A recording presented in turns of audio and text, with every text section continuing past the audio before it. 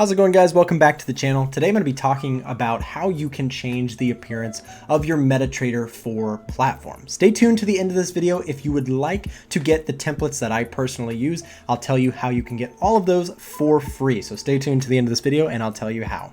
So what you can do with templates are a pretty cool thing that Metatrader gives you the ability to work with. And what a template basically is the properties of your chart that you can save and use at a later date or load onto the screen. However you like to look at your charts, you can actually change those, save those, and load them for later. So for example, let's say that I'd want to load up a template. If I go right click and I go to template, you can see load template is right here.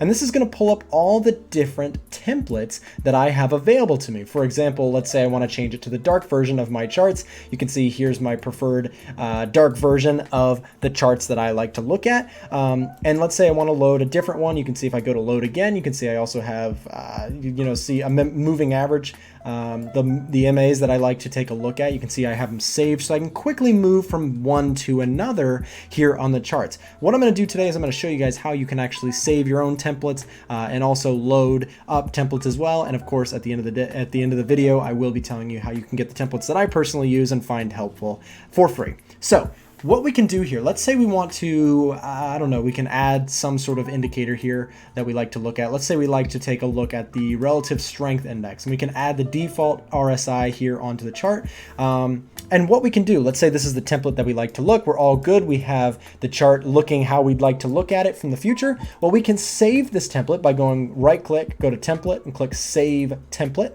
You can see we save it as, let's say we call it MAs underscore RSI underscore template. Now we can click save, and you'll see now we're saved there. If we go to another currency pair, and let's say we right click here, we go to templates again, you'll see there's our MAs underscore RSI underscore template. We click that and there it is, guys. So very simple. Templates are a great way if you are looking to make the charts look a certain way you like to look at them. Then they're a great way to save and reuse your chart setups, especially when you open up a new chart. You can see if I go here and let's say I open up USD ZAR, right? Well, let's say we just want to quickly open up a template. You go right click, like I said, load template, and choose the one you like. One more thing I'd like to add though with templates is you can actually save one that will open up per like default, right? So if I open up Aussie dollar, you can see it already opens with my preferred simple template. Now what you can do to do this, let's say you create your default template the way you like to look at the charts all the time.